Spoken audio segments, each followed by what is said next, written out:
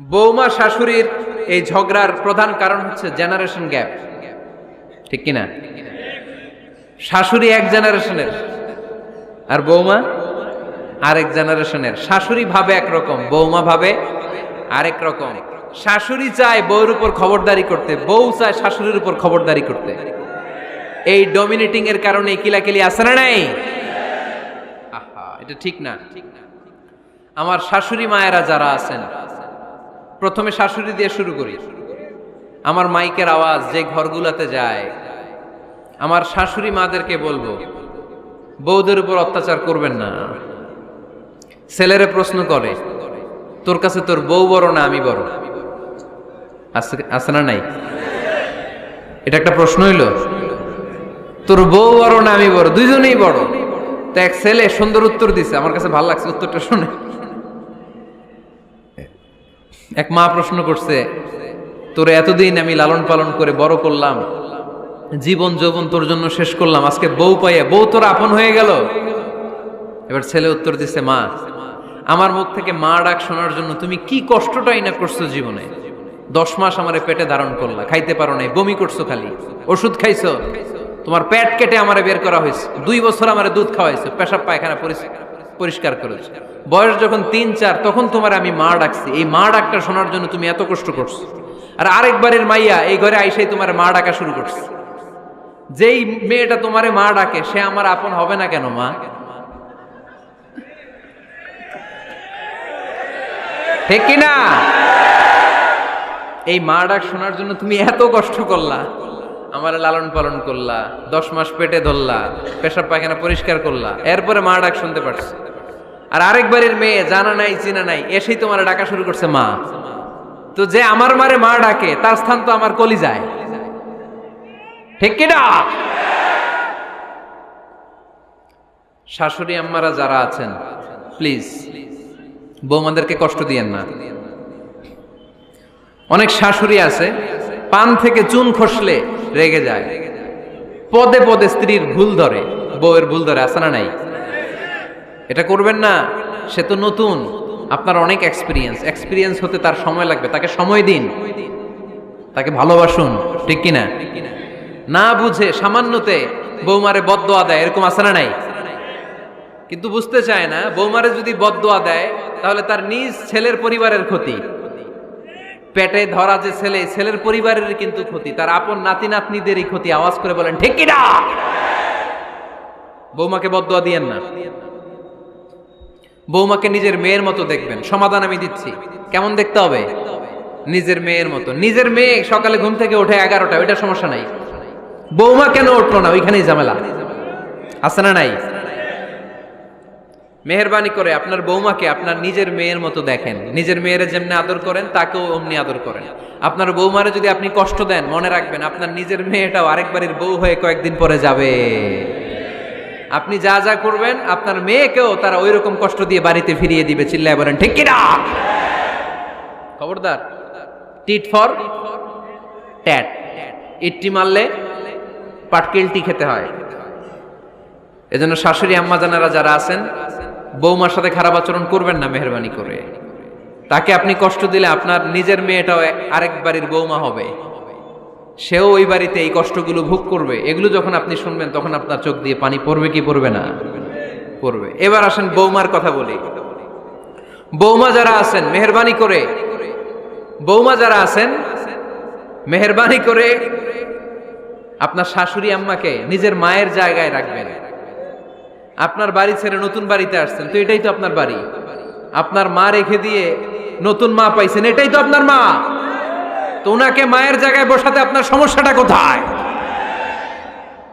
বৌমারা খেয়াল রাখবেন, আপনি আপনার শাশুড়ির সাথে যে আচরণটা করতেছেন, আপনার শেষ বয়সে আপনার ছেলের বিয়ে দেওয়ার পরে যে বৌমাটা আসবে ওই আচরণই আপনাকে ফিরিয়ে দিবে। The nature has its own return. প্রকৃতির একটা মাইর আছে, এটা শেষ মাইর, এটা শেষ খেলা। প্রকৃতির খেলা বড় খেলা। আপনি আপনার শাশুড়ির সাথে যে আচরণ করবেন, আপনার শেষ বয়সে আপনি একদিন শাশুড়ি হবেন, এটা মাথায় রাখবেন। ওই আচরণই আপনি ফিরে পাবেন। আওয়াজ করে বলতে হবে ঠিক কিনা? এজন্য 9 নাম্বার পয়েন্টস হচ্ছে মিউচুয়াল রেসপেক্ট। সবাই যেন সবাইকে ভালোবাসি, দোষ ছাড়া মানুষ নাই, সবার দোষ আছে, আমরা যেন একে অন্যের দোষ না খুঁজি। বৌমারা, আপনাদের কানে যদি আমার মাইকের আওয়াজ যায়, অল্প কিছু টেকনিক অবলম্বন করলে আপনি আপনার শাশুড়ির মন জয় করতে পারবেন। শাশুড়িরা আসলে বেশি কিছু চায় না, আগের জামানার মানুষ তো, এদেরকে ওইভাবে হাত করতে হবে।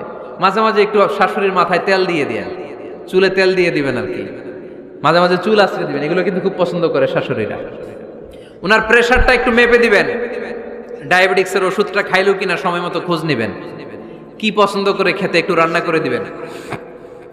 যেই বক্তার ওয়াজ শুনতে পছন্দ করে ওই বক্তার ওয়াজগুলো ডাউনলোড করে শাশুড়ি আম্মাকে দিবেন, ইসলামী বই দিবেন। দেখবেন বয়স্ক নারীরা মাহফিল যেতে খুব পছন্দ করে, ওয়াজ শুনতে খুব পছন্দ করে, নবীদের কাহিনীগুলো শুনতে পছন্দ করে। বসায় বসায় একটু কাহিনীগুলো শোনাবেন। বাইরে বেরোলে জিজ্ঞেস করেন, আম্মা আপনার কিছু লাগবে কিনা। আর একটা টিপস আছে, চুল যখন আশ্রাবেন আর শাশুড়ির মাথায় যখন তেল দিয়ে দিবেন, তখন অতীতের কথা জিজ্ঞেস করেন, দেখবেন অতীতের স্মৃতিতে হারিয়ে গিয়েছে আপনার শাশুড়ি। কি জিজ্ঞেস করবেন জানেন? জিজ্ঞেস করবেন, আম্মা জান, মুক্তিযুদ্ধের সময় আপনার বয়স কত ছিল? ওই সময় মুক্তিযুদ্ধের সময় আপনাদের এলাকায় কি কি হয়েছিল মা? আরেকটা প্রশ্ন করবেন, মা বিয়ের সময় আপনি কেমন ছিলেন? ওই দিন দেখবেন বুড়ি আর বুড়ি নাই, জুয়ান হয়ে গেছে। ওই দিন বলবে, মা আমি অনেক সুন্দরী ছিলাম, আমার মাথায় অনেক চুল ছিল, আজকে নাই। আমগো গ্রামে আমার সাথে সুন্দরী মাইয়া ছিল না। অতীতের স্মৃতিতে, স্মৃতি হাতরাতে হাতরাতে তিনি হারিয়ে যাবেন। জিজ্ঞেস করবেন যে, মা শীতকালে আপনাদের দেশে কি পিঠা বানাতেন আপনি যখন ছোট ছিলেন, আপনার বাপ চাচারা কি করত? এগুলো জিজ্ঞেস করলে উনি স্মৃতির পাতা হাতরাতে হাতরাতে চোখ দিয়ে দাঁড় দাঁড় করে ওনার পানি ঝরতে শুরু করবে। আপনার জায়গায়, ওনার হৃদয়ের মনি কোঠায় এমন জায়গায় পৌঁছবে, আপনার ছাড়া উনি কিছুই বুঝবে না। বৌমারা, এই অল্প কিছু টিপস অবলম্বন করে আপনারা আপনাদের শাশুড়ির মনকে জয় করতে পারেন। শাশুড়ি বৌমার দ্বন্দ্ব আমরা চাই না, আমরা চাই শাশুড়ি বৌমাকে নিজের মেয়ের মতো জানো, আর বৌমা শাশুড়িকে আপন মায়ের মতো ভালোবাসুক, ঠিক কিনা? এই মিউচুয়াল রেসপেক্টই পারে শাশুড়ি বৌমার দ্বন্দ্বকে দূর করতে আর ঘরটারে শান্তি টুকরা বানাতে। আওয়াজ করে বলেন ঠিক কিনা? কয়টা গেল? আর আছে কয়টা? দোয়া করবেন একে অপরের জন্য। দোয়া, সাইয়েদনা ইব্রাহিম ফ্যামিলির জন্য দোয়া করতেন, রব্বি জাআলনি মুকিমাস সালাতি ওয়া মিন যুররিয়াতি রব্বানা ওয়া তাকাব্বাল দুআ। ও আল্লাহ, আপনি আমার নামাজ কায়েমকারী বানান, আমার কলিজার টুকরা সন্তান ইসমাইলকেও নামাজ কায়েমকারী বানান, আমার দোয়াটা আপনার দরবারে আপনি কবুল করে নেন। সুবহানাল্লাহ পড়েন। রব্বানা ইন্নী আসকানতু মিন যুররিয়াতি বিওয়াদিন গায়রি যী যারইন ইনদা বাইতিকাল মুহাররাম। ও আল্লাহ, আমার সন্তান সন্ততি, আমার ফ্যামিলিকে ধুধু মরুপ্রান্তর এই উপত্যকার মধ্যে তোমার কাবা ঘরের সামনে রেখে গেলাম, তাদেরকে তুমি নামাজ কায়েমকারী বানিয়ে দিও। গোটা বিশ্বের সব মানুষের অন্তর আমার ফ্যামিলির দিকে আল্লাহ তুমি ঝুঁকিয়ে দিও। ওয়ারযুকহুম মিনাস সামারাত, ফলমূল দিয়ে আল্লাহ তুমি তাদেরকে রিজিকের ব্যবস্থা করে দিও। তার মানে সব নবীরা তাদের পরিবারের সদস্যদের জন্য দোয়া করতেন কি করতেন না? আবার কোরআন আমাদেরকে শিখালো, রব্বানা হাব লানা মিন আজওয়াজিনা ওয়া মিন যুররিয়াতিনা কুররাতা আ'য়ুন ওয়াজআলনা লিল মুত্তাকিনা ইমামা। ও আল্লাহ, এমন নেককার সন্তান, এমন নেককার স্ত্রী আপনি আমাকে দান করেন যাদের দিকে তাকালে আমার চোখ দুইটা ঠান্ডা হয়ে যায়। চক্ষু শীতলকারী স্ত্রী দেন। বিয়ে যাদের হয় নাই, ইয়াং ছেলেরা এই দোয়াটা করবা। বিয়ের জন্য দোয়ার দরকার আছে না নাই?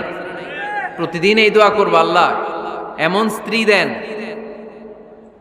এমন জীবন সঙ্গিনী আপনি আমাকে দেন, এমন লাইফ পার্টনার দেন যার দিকে তাকালে আমার চোখ জুড়িয়ে যায়। এমন সন্তান আল্লাহ আপনি আমার ফ্যামিলিতে দেন যাদের দিকে তাকালে আমার চোখ দুইটা ঠান্ডা হয়ে যায়। নেককার সন্তান, নেককার স্ত্রী আল্লাহর কাছে দোয়া করে চেয়ে নিতে হয়। তাহলে ফ্যামিলি মেম্বার একে অপরের জন্য দোয়ার দরকার আছে না নাই? বাবা দোয়া করবে ছেলের জন্য, ছেলে করবে বাবার জন্য, মা দোয়া করবে মেয়ের জন্য, মেয়ে করবে মায়ের জন্য, ভাই করবে বোনের জন্য, বোন করবে ভাইয়ের জন্য। দোয়ার দরকার আছে না নাই? দোয়া করবেন সবাই সবার জন্য। এই যে কোরআনের বঙ্গানুবাদ পাওয়া যায় না এখন, কথা বলেন, স্মার্টফোন আছে কার কার দেখি? হ্যাঁ, কারা কারা স্মার্ট দেখি? হাজার হাজার স্মার্ট, মাশাআল্লাহ। এই স্মার্টফোনের ভেতরে আল কোরআন নামে বাংলায় কোরআনের একটা অ্যাপস পাওয়া যায়। কথা বলেন, পাওয়া যায় কি যায় না? আজকে থেকে এই অ্যাপসটা ডাউনলোড করে প্রতিদিন 1 আয়াত 2 আয়াত 3 আয়াত করে পড়া শুরু করে দেন। বাঁচতে হলে পড়তে হবে, বাঁচতে হলে জানতে হবে, ঠিক কিনা? এই স্লোগান আমাদেরকে শিখায়। এই স্লোগান তো আল্লাহ, এই স্লোগান দিয়েই তো আল্লাহ কোরআন শুরু করছে, ইকরা বিসমি রাব্বিকাল্লাযী খালাক। বাঁচতে হলে জানতে হবে, বাঁচতে হলে পড়তে হবে, পড়ার কোনো বিকল্প নাই। আওয়াজ করে বলেন ঠিক কিনা? সুজানগরের রায়েরা, মোবাইলের অ্যাপসের ভিতরে আমরা কোরআন রাখতে রাজি আছি তো সবাই? হাদিসের অ্যাপস ডাউনলোড করতে রাজি আছি তো? বাস রাজি আছি, ডাউনলোড করে রাইখা দেবো, আর কেউ পড়বো না নাকি? হ্যাঁ, প্রতিদিন একটা আয়াত হলেও যেন আমরা পড়ি। আল্লাহ যা বলা দরকার সব বলে দিয়ে গেছে, নতুন করে আর কিছু বলবে না। আমরা যেন পড়াশোনা করি, আমরা যেন একটা পাঠাগার বানাই। আবারও কখনো আসার সুযোগ হলে আমি জিজ্ঞেস করবো, যদি আমার মনে থাকে, যে আপনাদের পাঠাগার আছে কার কার ঘরে? সেদিন সবার হাত তুলতে হবে। এমনি পারা যাবে তো? আল্লাহ তুমি তৌফিক দাও।